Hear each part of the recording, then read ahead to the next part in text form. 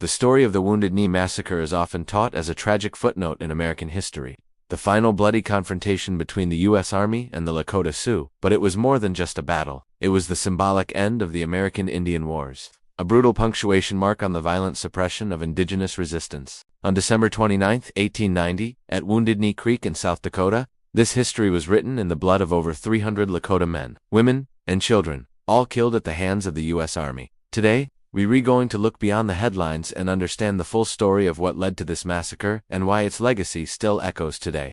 To understand Wounded Knee, we have to go back.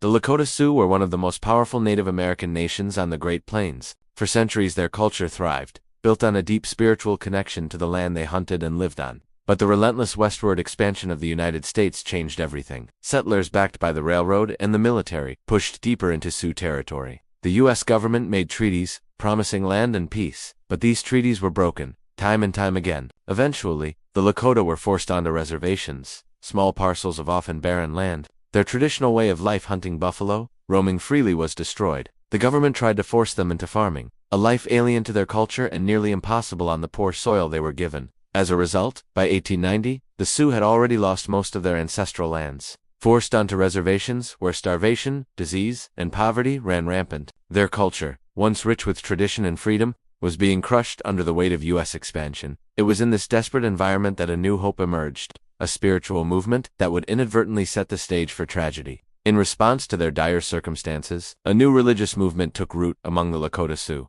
the Ghost Dance. Started by a Paiute prophet named Vovoka, the Ghost Dance was a spiritual revival. Vovoka claimed that through specific songs and dances, Native Americans could bring about a new world, one where the settlers would disappear, the buffalo would return, and their ancestors would be resurrected. The movement spread like wildfire across the plains, offering a powerful message of hope and renewal to oppressed people.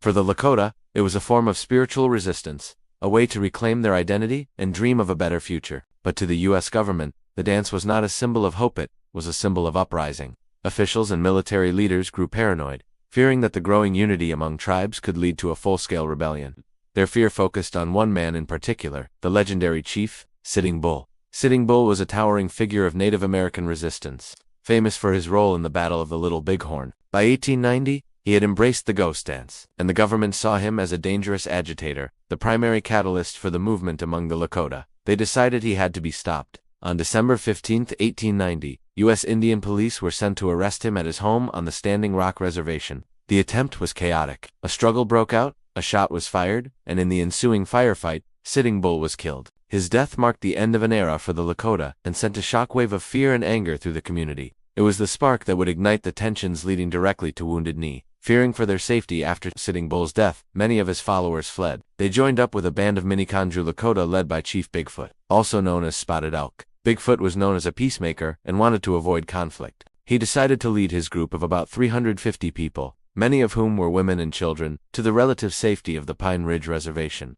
But the U.S. Army was on high alert.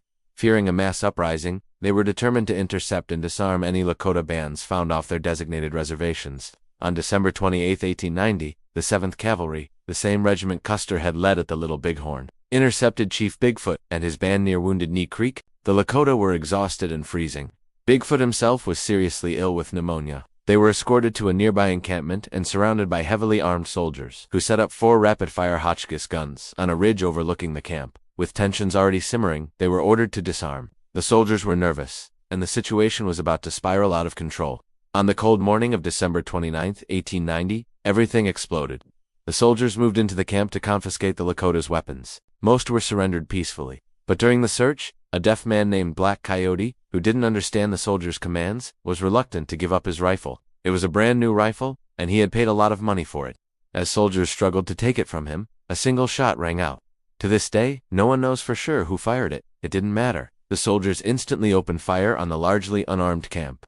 Chaos ensued. From the ridge above, the Hotchkiss guns unleashed a storm of shrapnel, firing nearly 50 explosive shells a minute into the teepees and the fleeing people. It wasn't a fight. It was a slaughter. What followed was a massacre. More than 300 Lakota Sioux, including Bigfoot, were gunned down in cold blood. At least 2/3 of the dead were women and children. The army suffered 25 deaths, many of them believed to be from friendly fire. After the killing stopped, the official story from the U.S. Army tried to frame the massacre as a battle, claiming the Lakota had attacked first. But the truth was clear. This was not a battle. but the murder of a mostly unarmed, peaceful people. The soldiers responsible for the massacre were not punished. In fact, 20 of them were awarded the Medal of Honor, the nation's highest military decoration, for their actions that day. This further compounded the injustice. For the Sioux, Wounded Knee was not an isolated incident, it was the brutal culmination of years of broken treaties, stolen land, and violent promises. It was the final betrayal by a government that had promised peace but delivered destruction.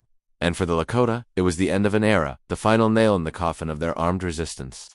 More than a century later, the massacre at Wounded Knee still echoes. It has become a powerful symbol of the U.S. government's brutal treatment of Native Americans, a reminder of the ultimate betrayal of trust.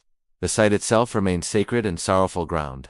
Its legacy continues to shape the fight for Native American rights today. In 1973, Wounded Knee became the site of a 71-day standoff, when activists from the American Indian movement occupied the town to protest the government's failure to honor its treaties. The occupation brought international attention to the ongoing struggles of indigenous peoples in the United States. It showed that while the Indian Wars may have ended in 1890, the fight for justice and sovereignty was far from over.